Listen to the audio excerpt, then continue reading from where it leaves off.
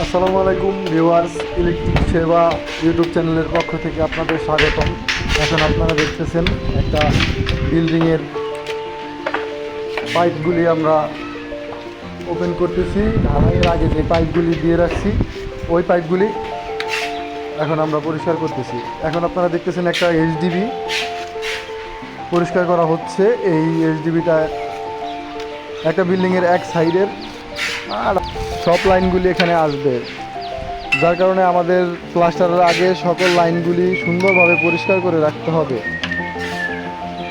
যাতে করে যখন আমরা ওয়্যারিংটা করব তারটা যাতে সুন্দরভাবে দিতে পারি।